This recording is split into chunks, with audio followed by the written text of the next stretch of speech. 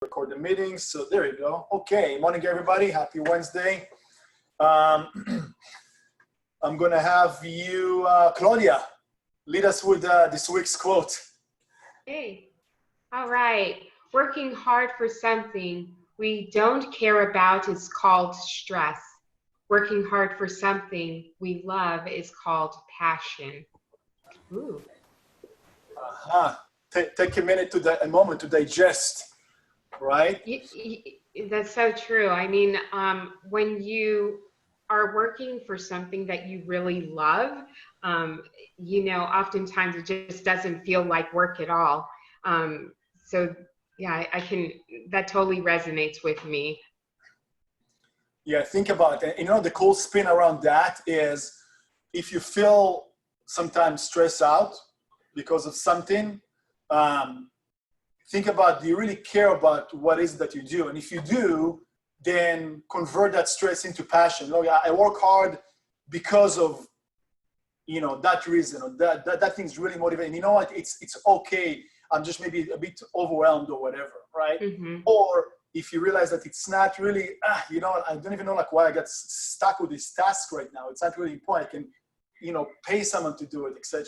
So it can free you up to do something that you enjoy and passionate about. There you have it too. It takes just only a few seconds, right? Yeah. So, all right. Thanks for sharing your insight, Claudia. We're going to hear from you in a few moments over here too. Congrats, Jazzy, our Calabasas MCA. She's actually in a few offices now, overseeing all of operations. Jasmine Shimizu, 7 years with KW. Congratulations. She's been with the Calabasas office for, I want to say about a year and a half. It feels like forever, right, Jazzy? She's not on the call with us, but she's probably watching. And so congrats and thank you. 7 years with the company. So good to have you. And with that, big congrats. Very exciting as well. This is, significant, meaningful times in our lifetime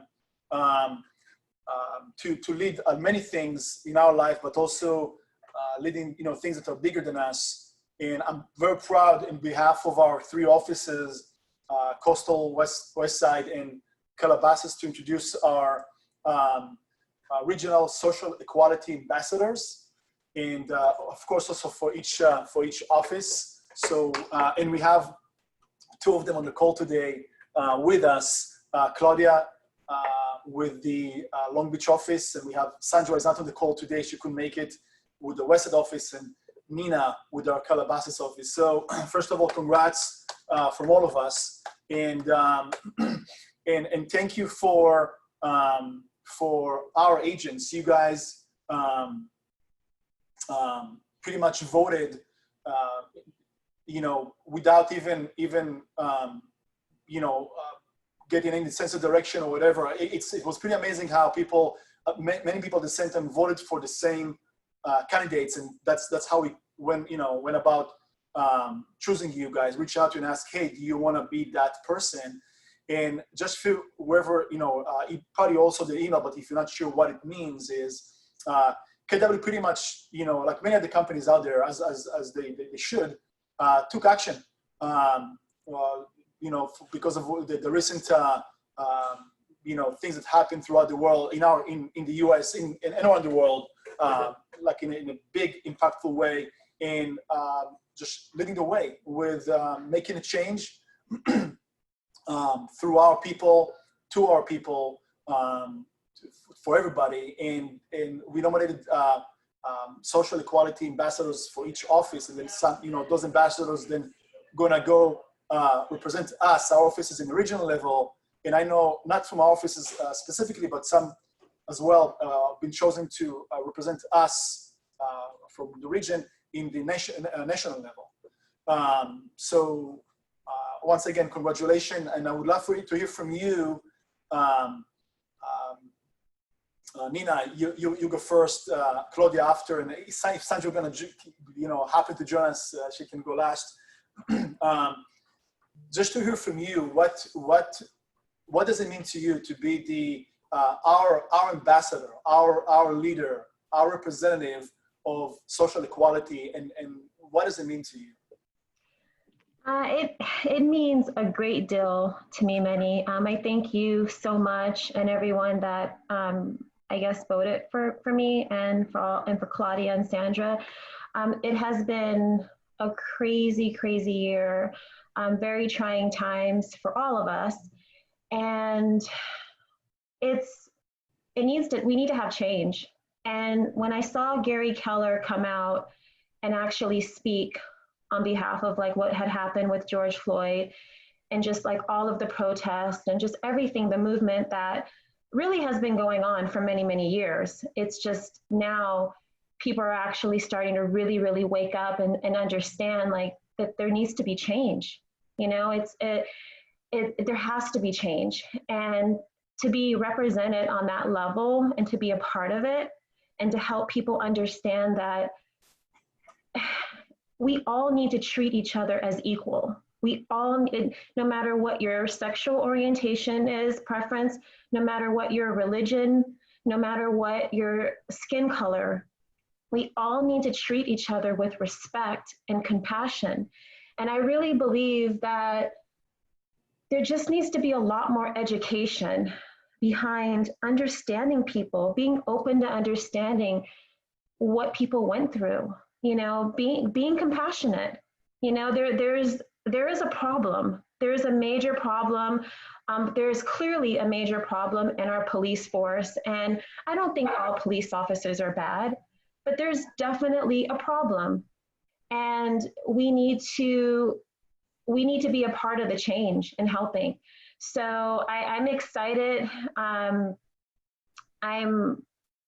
very excited to be a part of this, and you know, to work alongside Claudia and Sandra, and I'm sure many others, to really just help to be a voice and what we can do to really see actual change, not just have it be another movement where months and months from now and maybe years from now we forget about it, because George Floyd is just one of many. Breonna Taylor was killed in her home. Like there needs to be more of an outrage until we actually see, and not an outrage in a bad way, but there just needs to be more education and outrage in a way to where we actually see change, and we don't stop until we see it. And I'm hopeful that, yes, could we see it in our lifetime? I'm very hopeful, and I pray that we do. Thank you, Meny. Beautiful words. Thank you for stressing out mostly the education, because that's what it's all about. And that's why, once again, you are here and we're here to do this together. And definitely proud to have you part of this this change and being an ambassador of us. Claudia. Well, I am echoing the words of Nina here, because I am just so humbled that so many people thought of me when it came to this position. And it's something, because, you know, in life, we don't know like where it's like all of our experiences, where it's going to bring you, right? At one time, I managed a 20-unit apartment building in an inner city, right in Inglewood.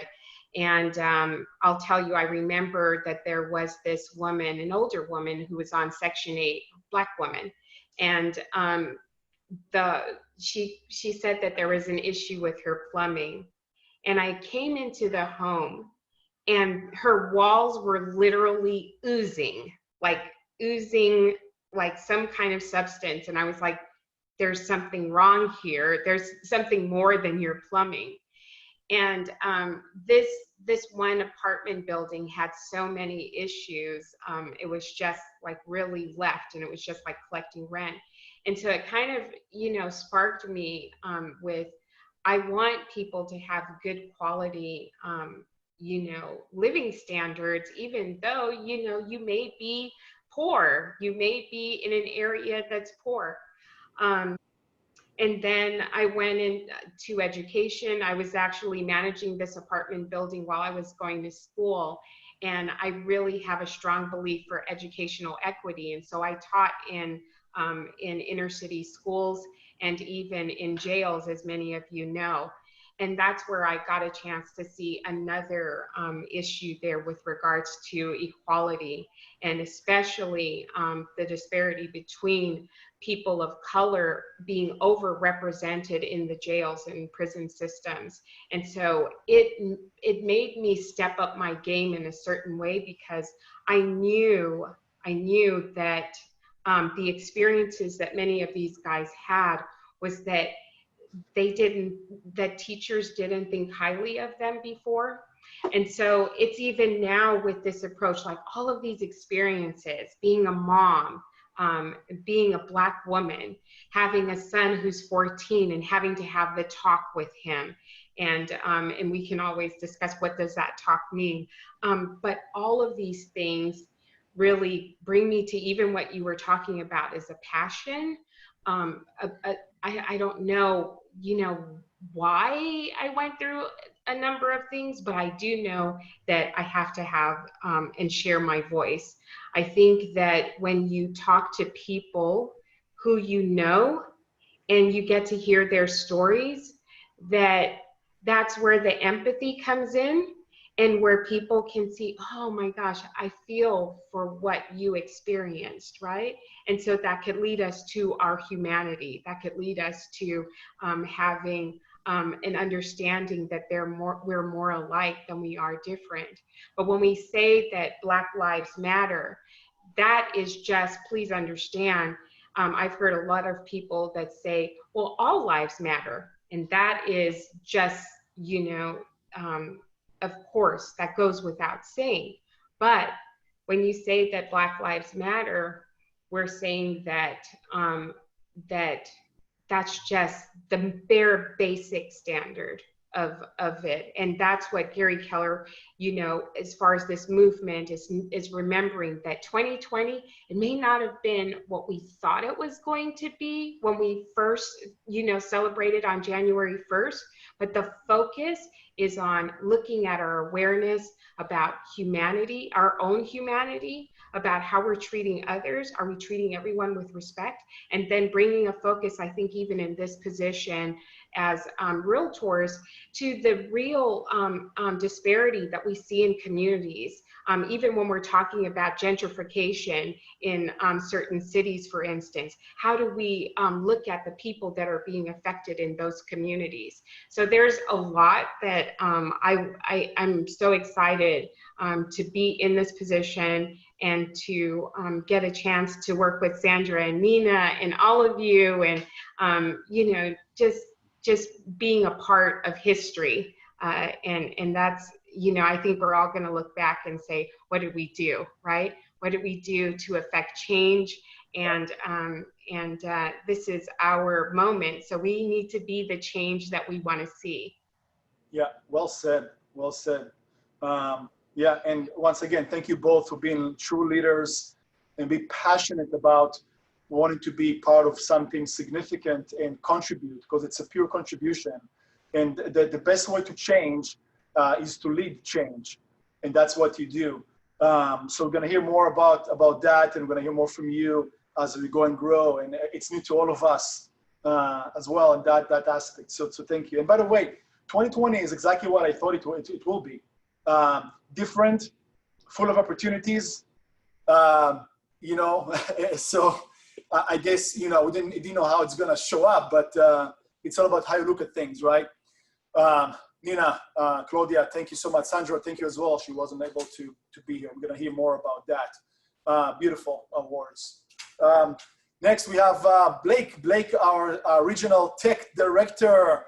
Blake. How's it going? Very good. Glad to have you. Excited to have you on the call. Share with us just a tiny bit about what does it mean, the tech director, as most of our agents know that, we have some offices more than other. We have our agent services that are in the office physically to support that. And we're using Keller to leverage a lot of our tech, shenanigans. So what is your story, and what makes you so amazing? Definitely. Well, yeah, for those that don't know me, I'm Blake Petska. I've recently hired on as the regional tech trainer for the California's southern regions here. Basically, what I'm doing, much like everything in Keller Williams, is we kind of have this channel where everything kind of starts at the market center level for any kind of support, training, and we kind of funnel up from there where we have a regional level and then an international level. So I'm really here to kind of be that in between the market centers and the people at international that actually work on command. So I'm trying to bring the latest updates, make people aware of the trending bugs, really keep everybody in the loop on what's going on with command. Really pushing for this education here, showing people how we can change their businesses with the technology. Yeah, exactly. And as you all know, by the way, one thing that Blake is also helped to do at the back end, helping us, the offices, is what we call in our lingo a tech survey, or tech audit, more accurately, because we did find, and that's going through like a 3 years research, is that the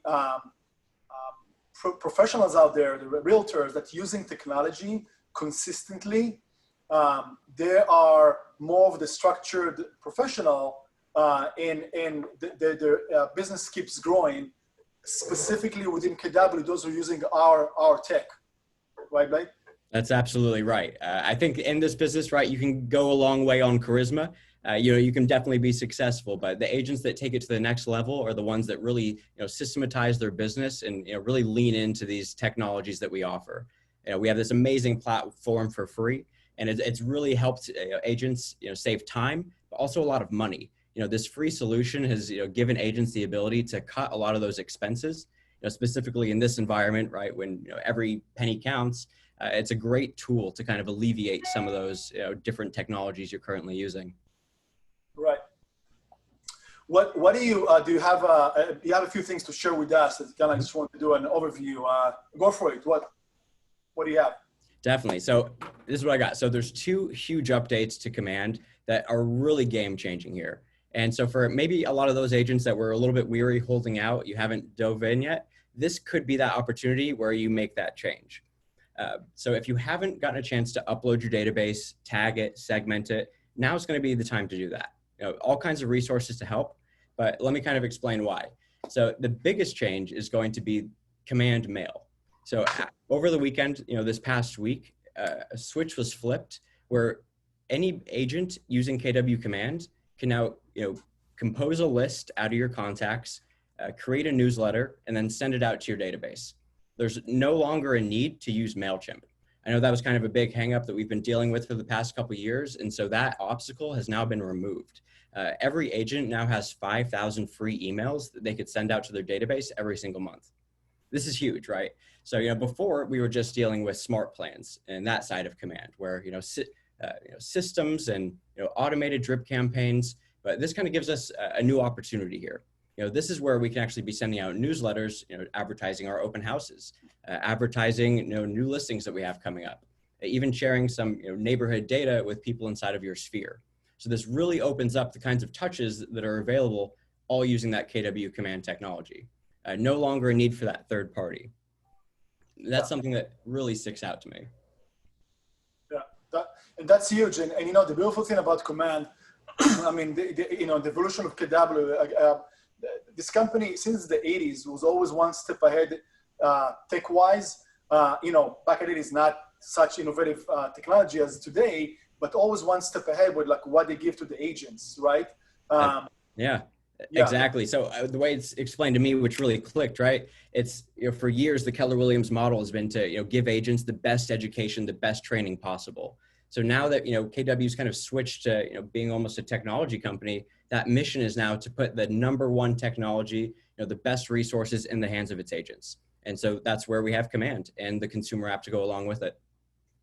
Yeah, and the cool thing that I'm most excited about is, and we saw the evolution of, once again, was mostly those last 3 years, that pretty much what they do, they reinventing or recreating platforms, like third-party platforms for us to use, instead of us going and schlepping out and different things and pay more money or what have you, everything like in one in-house command platform, which is kind of cool. Very smart. That's exactly it, right? And so just like Apple, just like Amazon, we've created this cloud platform that all interacts with each other. It's all communicating. And that's really where, the benefits start to come in. So if we have our database uploaded and tagged, we could be using that for our follow-up, kind of keeping track of our sphere of influence touches.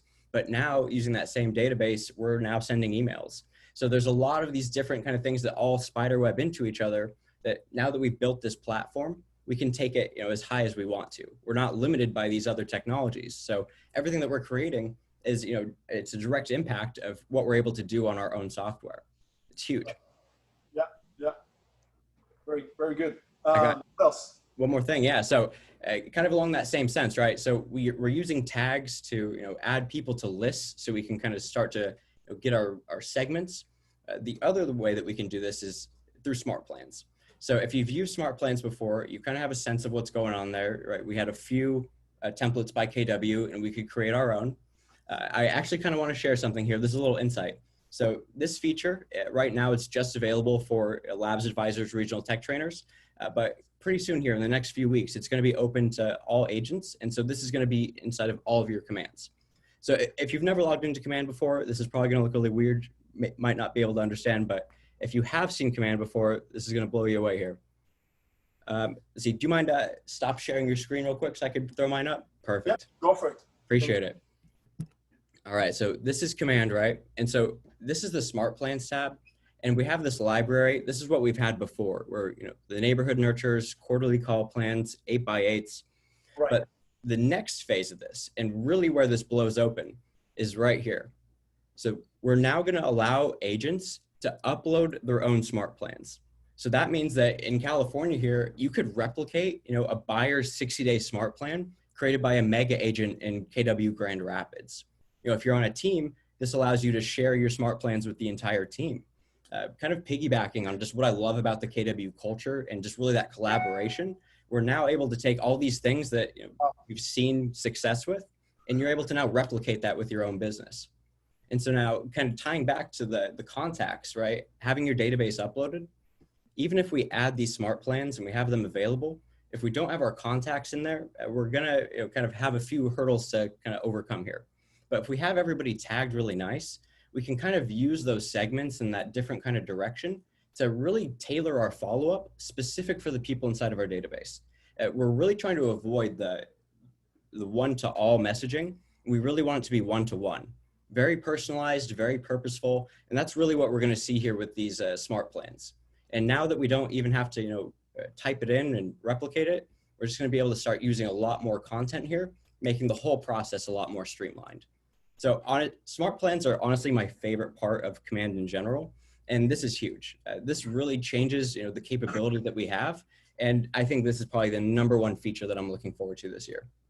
So that's amazing. So question for you, Blake. And most of you out there, if you've been using KW Tech for quite some time, you're familiar with eEdge. Mm-hmm. eEdge had and still have one of the most brilliant, I can't even, I don't know, like hundreds of drip campaigns, Mm-hmm. right? And I'm hoping maybe you can give us kind of like an insight, like whenever the time is right, because I know that they're working on transition that into command as well. Instead of just moving everything to command, that's what Gary Keller mentioned, last year sometime, that they're rebuilding everything from scratch. But that's what I'm talking about is the seller touches and the seasonal tips touches, buyer touches, etc. So to hear that right now, at least we're going to have access to other people's creations and we can modify those. This is great news, because the drip campaigns, it's right, it's a big piece of the CRM as we know. Absolutely. It goes hand in hand with the contacts, I think, the one and the same almost. Yeah, that's good news, Blake. You see, you're the angel of the good news. Exactly. I come bearing good gifts. Yeah. Yeah. Well, anything else you want to share with us? Claudia had a quick question here. She was just saying that she asked if the smart plans are editable to the market and personalized with your contacts. And the answer is absolutely yes. So even though we're bringing in these different templates, we're still going to be able to edit those scripts, make it more personalized for our business, kind of play to our strengths. And then absolutely, we have the custom merge fields, so we can actually swap in our contact's name. So it's not just going to say, hey there, it'll say, hey, Meny, how you doing, right? It's very personalized, and that's really where we see kind of the benefit of all of these smart plans. And thank you, Blake. And Blake's mentioned something that kind of like in a millisecond, I just want to point it out again, tags. Be super OCD about tagging everything and everybody. And the reason is that I have a big database in Command, close to 40,000. Wow. And I didn't tag everybody properly. And now I'm going back and doing it because it affects my Facebook ads ability and different things. So exactly. Be super OCD about it. And if you need any help, I'm not sure, reach out to our agent services, and we're gonna help you out with that. But just to point out.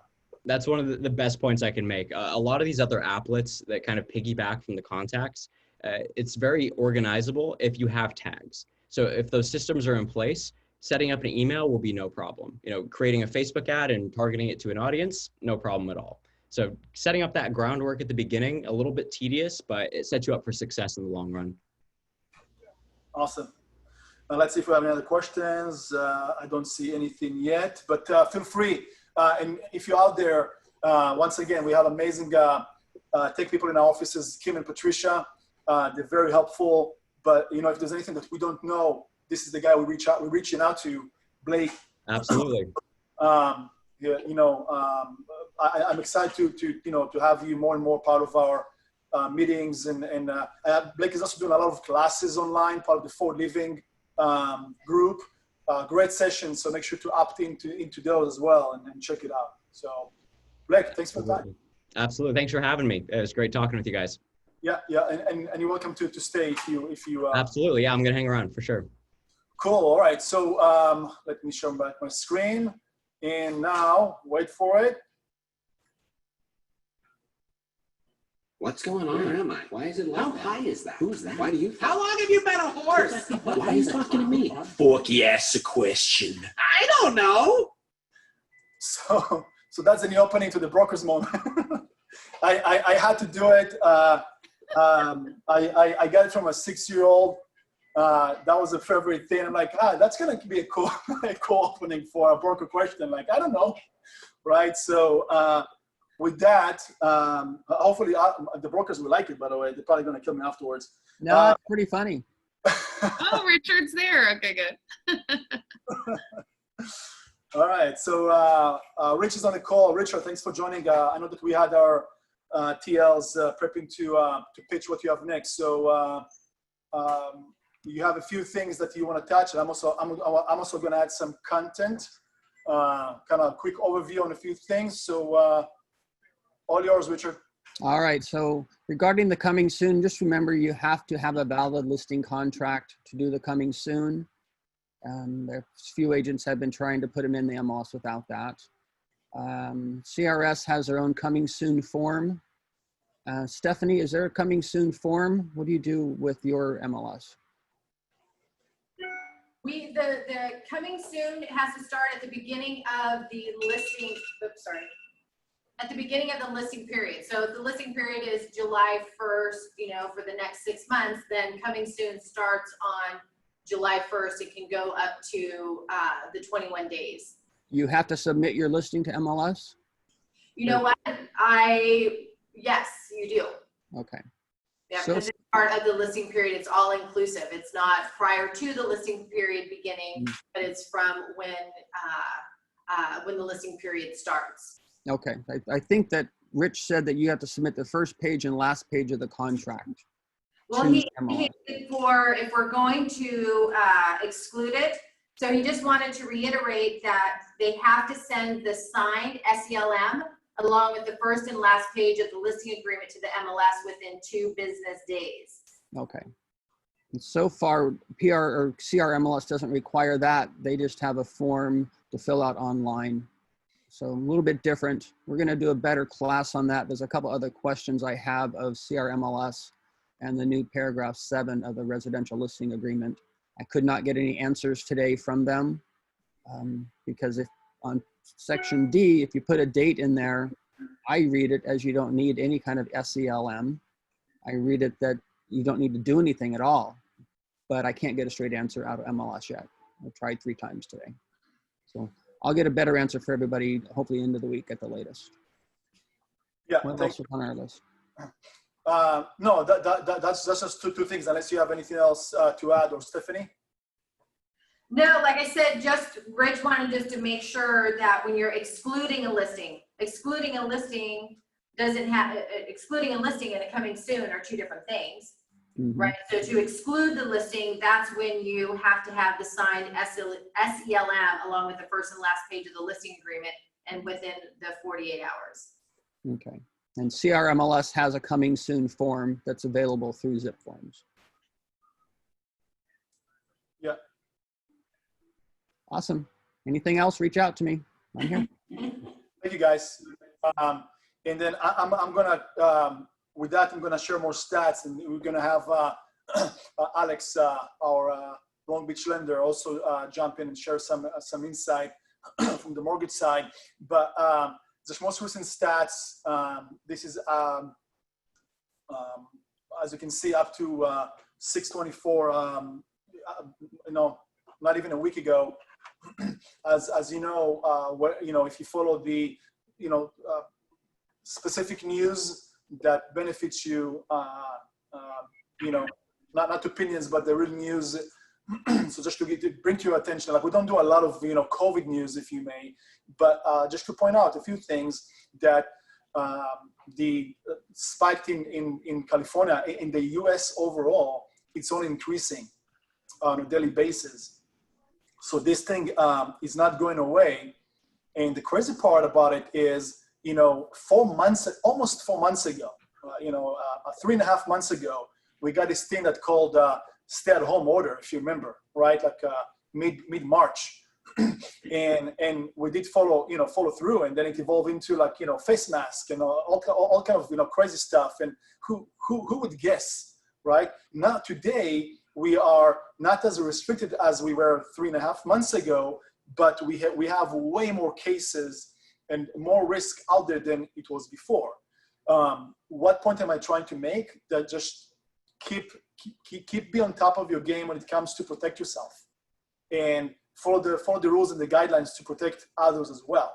Because this is, I don't want to say it's out of control, but it's definitely nowhere to be near to where they want it to be, and where we want to be as well, back to our somewhat normal life, if you may. So there's one thing to point out. Excuse me, more stats just about that. Housing snapshot. So this is the stats for May of this year. This is on the national level, so it's not just specifically for California or for LA. I'm excited to have next week team meeting. We're going to have Oscar Way, the economist for California Association. Sharing stats, going to be like 30-40 minute session with him, like we had about a month ago. So he's going to share current data. So make sure to mark your calendars to show up to that team meeting, because there's going to be a lot of valuable information. But as you can see, median sales price actually went up by 2.3%, which is in our area, by the way. It's very similar to the 500,000-600,000 price point. The median price, those prices actually went up in value. Inventory currently is just under 5 months, which is increased than May of last year, which is surprising. But once again, that's a national level. Sales, the drop was May to May, drop of 10%. It's a big drop, and year over year, 26% drop, which is a big numbers over there. Housing market, existing home sales change. So once again, we know that there's less inventory, less movement in the market as well. 40% drop year to year. Existing home sales. The year is not over yet, so I think we're going to see some change over there, but it's still going to be decline, most likely decrease from last year for sure. median price 588, and then Many, that's surprising on that was the days on market has gone up, whereas we've seen things fly off the shelf, but what's not selling isn't selling. It's interesting. The 4.3 months is up by 1/3. right, yeah, the inventory, yeah. Even though there's a market right now, it averages 17 days, which Right. is, yeah, it seems like there's, most likely a lot of like all cash. So, those guys come in and out in like, 7 days, 14 days, etc., whatever. So the average between the 30 days and that make it really, really shorter. But yeah, that's definitely the inventory index increased. That's a good indication. I'm not sure where it comes from, to be honest with you, on a national level, but that's just adding to the value overall. That was just California there. So again? That was only California on that slide. Oh, sorry. Yeah, correct. Yeah. You're right. Yeah. That's the California, but not specific for our area, for our regions.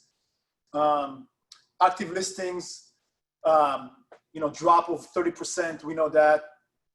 And look at the graph over here from since 2015, pretty much, as it shows, all the way to May 2020.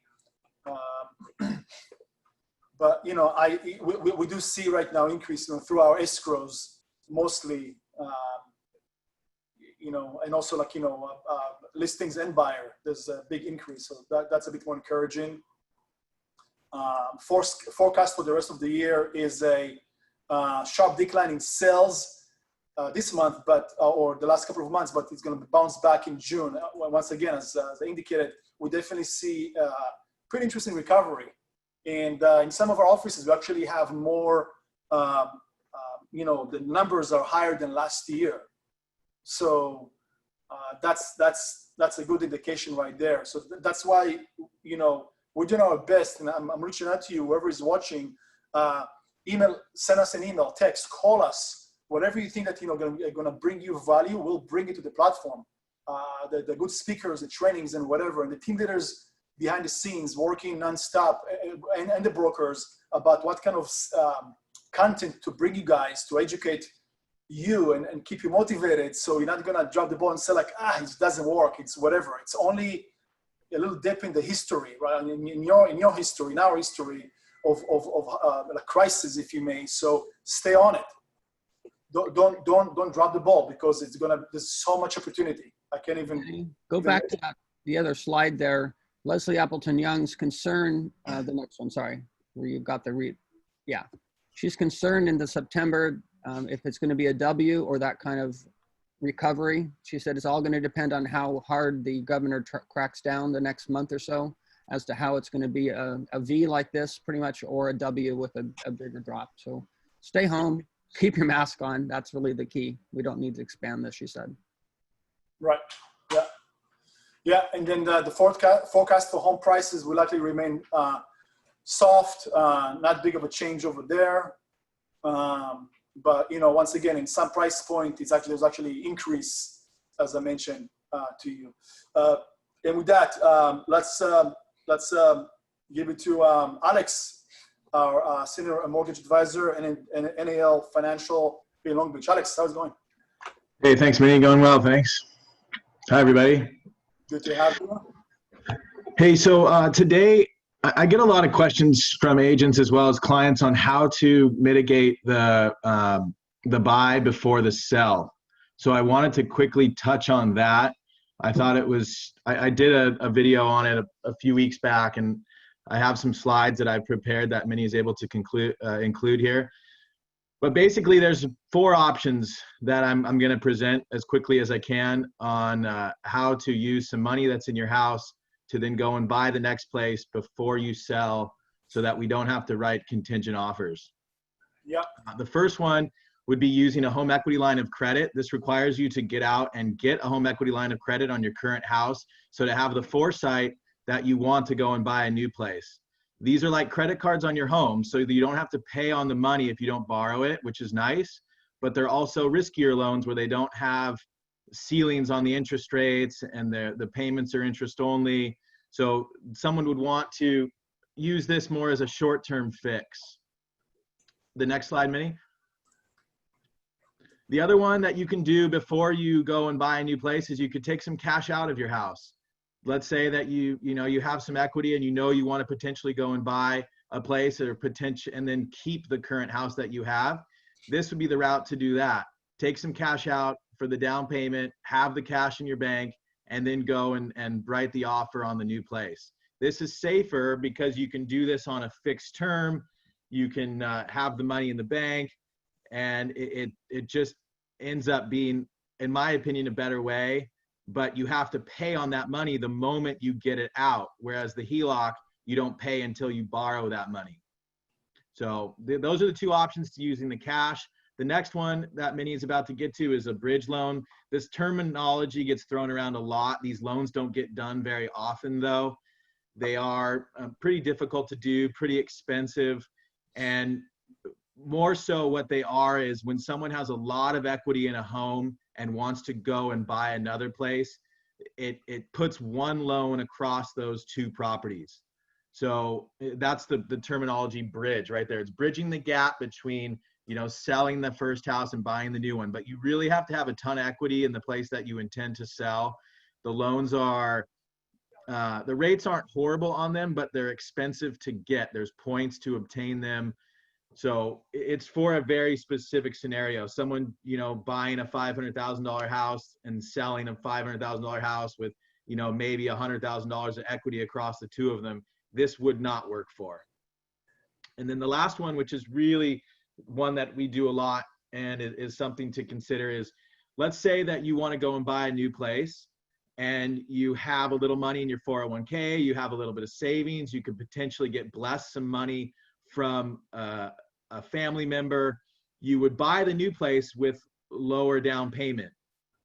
And then you can come back after you sell that place that you currently live in and take the bulk sum of the money from the sale and apply it to the loan so that you end up with the mortgage payment you were after pretty soon after you buy that house. This is called recasting the loan. And it's pretty common. A lot of banks do it, but it's definitely something that you would want to consider. A couple of the details are, most of the time we'd have to qualify you with both the mortgage payments unless you intend to rent out the house that you currently own instead of selling it. And the other thing is that when you do go to do the recast, there are some small fees to do that. But what's nice is that it's not an actual refinance. You just change the amount of money that you owe and thus the payment that's associated with it, instead of going through the process of getting your credit checked and getting your income documents in there, etc. So these are the four ways that I've found work best for trying to mitigate the contingent offer. I'm available anytime. My contact info is going to be on the next slide. Rates are still very, very low, sub 3% on most of the 30-year fixed stuff. And jumbo loans are starting to come back. A little bit of the quirkier loans are starting to come back as well, like the bank statement style loans. So please reach out to me. I am in the office a few days of the week there in Long Beach, but I'm always available on the number there and the email there as well. Awesome, Alex. Good information. Thank you. And one question here. I see only one for now. Any updates on the lender forbearance extension? I don't personally have one. No, I know that in my world, if someone was in forbearance, they used to have to come back and make a couple of payments before we could do a new transaction. That has changed. You just have to make your loan current to then be able to come and do a new transaction. So, but I don't have any update on if they're going to extend the forbearance into the future. Yeah. I'm doing a refi in Hawaii, and they're requiring me to get out of the forbearance before they'll consider a refi out there. So correct. Yep. So you have to come current. Yeah. Well, I'm not behind, but I still have to pull out of the 6-month agreement completely. Oh, but so you've made the payments, but you hit the button to do the forbearance. Okay. Yeah, just in case, Yeah. Sure. Sure. Yeah. Everyone's aware of that if they're going to refi or anything.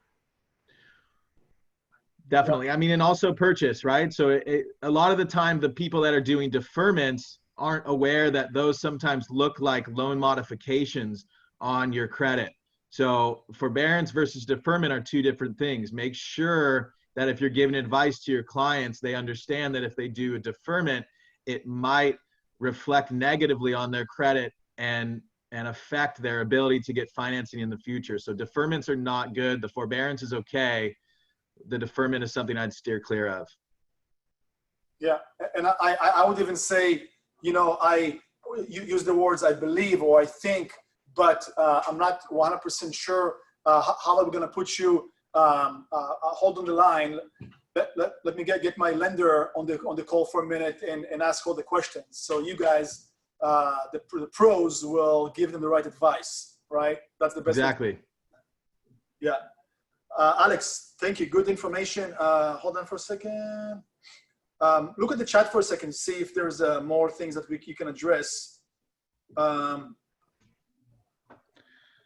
She's asking about the difference between the deferment and the forbearance. The deferment is when they put money on some of the payments that you owe, they just tack it onto the back of the loan, so they defer the payments. The forbearance you need to come and make whole once this agreement with the government and with your lender is up. So the deferment just essentially eliminates the need to make the payment, and it just gets tacked onto the back of the loan. Versus the forbearance is something that you're going to have to come good with here sooner than later. Great. Okay, thank you. And you're welcome to just chat back with the agent's questions. They have good questions, so everybody can see that as well. Thanks, Alex. Good job. Good to have you. Thanks, Meny. Okay, let's jump to our TLs. Stephanie, Halley, what do you have for us? You have Halley, a topic about virtual event hosting, party tips, and I have that. Feel free to share a screen if you have something else. Totally fine if you want to share something. That's what I am. Yeah, sure, of course. Meny, do you mind? Okay, perfect. Let me share my screen here. And thanks everybody for all the Forky comments. We love Forky. Yeah. Okay, can you guys see my screen? Yeah. Okay, good morning. Like Meny said, I'm Halley, Wright from KW Coastal. I have my sister over here from KW Calabasas, Stephanie Alatorre. Hello, hello. Hey. So Stephanie and I were just talking because some of you have reached out to us and have said that you are feeling a disconnect with your clients, your past clients, and with your potential leads. And you're trying to figure out a way to actively engage them and to keep them really involved with what you're doing. So we kind of threw together this little bit of checklist. So a great idea to be able to stay connected to them is to actually host a virtual client party. So obviously we know stay-at-home order is happening, so we can't have any parties in person, but that doesn't mean that they can't be just as fun and if not more effective, because you're getting more one-on-one attention where they're really going to be focusing on whatever you're putting forth. So just like any party that you have, there are a lot of checklists and things that you need to go over. So just scrolling down here through the boxes, make sure you're really planning about 2 weeks ahead of time, and you're going through, you're setting a date and time, you're researching what type of platform you want to use, creating your guest list. Keep the guest list limited. If you are using a platform, as you guys know, on Zoom, you have about a total of 10 to 12 as total screens you can see at once on your screen. So definitely keep that number in the capacity that you can view everyone on the same screen. That's going to allow for a little bit more interaction. So make sure you call and invite your guests. Don't just send an evite. It's always fun to send an evite to them, but giving a phone call is a great opportunity to open up that connection and to have a really good dialogue and hopefully potentially talk about the market, right? And then do email invitations with a link so that way they know how to log on and when to log on. So Stephanie, do you want to go over any of the other portions, what you should do kind of the couple days before and the day of?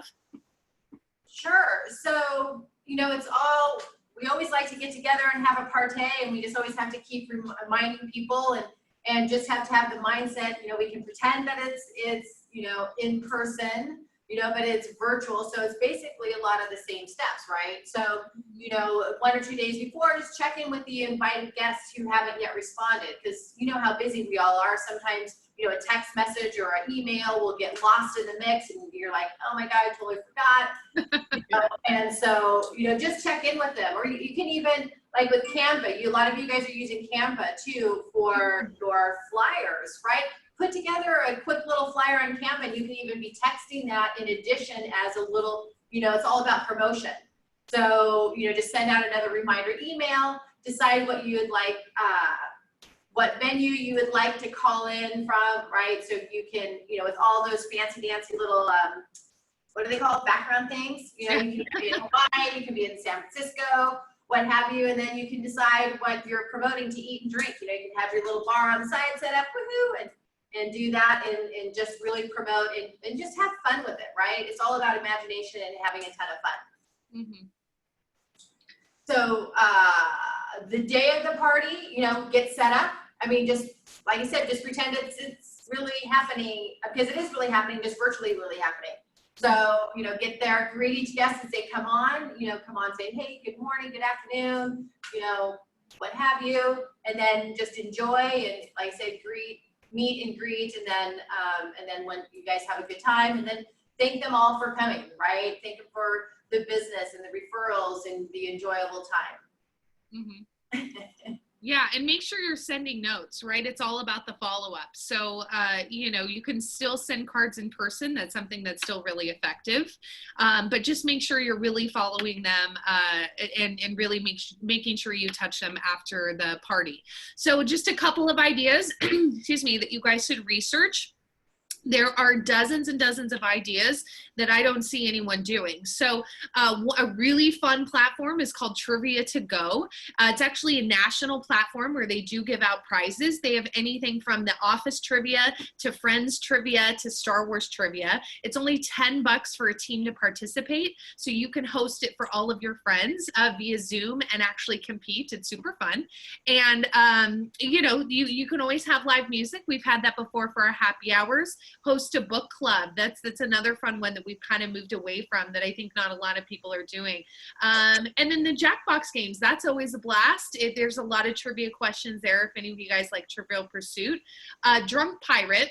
If you like drinking and you like free services, go and Google Drunk Pirate right now. It's a very, very fun drinking game that gives you different slides and cards. So if you and your friends do like to participate in certain libations, this is a great prompt to be able to make your party a little bit more fun. So yeah, that's just some ideas. Let us know if you guys need help. I know we can all be party planners as realtors, and many of you guys built your businesses on that type of platform, hosting client parties, and there's no reason that COVID should stop that. Awesome. Good ideas, and and thank you both for the insight. And another fun things that we did, a few weeks back was a virtual escape room. Yes, the escape room was fun. We had one planned for this weekend, but we decided to keep the offices are closed on Friday because of the holiday. So the following Friday, we're going to do an escape room, and groups of like 4 people. Was super, super fun. We actually have a better idea for next one, how to do that as a big group broken into small sections. So opt in and get ideas from us as well, how to do and what to do. Thank you, ladies, for that insight and sharing. Quick overview, schedule for this week. We have a contract overview today at 4 o'clock with our brokers, and we have a mentee session with Stephanie at 5 p.m. Tomorrow morning, our coaching sessions, and then 9 o'clock. Actually, this is Blake's class, 9 a.m. Facebook ad examples. Great, super amazing class session. You have to, I think it's pre-registered. Just click on the link that we always post for you guys and join in. I've seen Blake in action before, and he actually, give like examples, etc. So like step by step. So that's super awesome. Blake, it's over Zoom as well, right? Exactly. Right. Yeah, and that's tomorrow at 9 o'clock. And then 1 o'clock, this is a KW international class. Cut your tech expenses with KW Tech. So it's kind of like a spin of our tech. Learn more about what they have to offer. Then we have 12 p.m. Mortgage talk with our partners in the House of America financial lenders. And 2:30, we're gonna have a session about adding featured listings to your KW websites. Friday, you guys are gonna prep your barbecue, which you're gonna, will take place on a Saturday. Hot dogs, burgers, whatever you have planned. Stay safe with that. Stephanie, bold. Actually, I didn't fix the slide. Bold was postponed, was pushed to August. So it's 1 month. So it's not taking this month. They pushed it to August. Just FYI. So I'm sorry, I didn't correct this slide, but it's the same link. So you can still go on and register for that. Stephanie, Mega Camp? Mega Camp.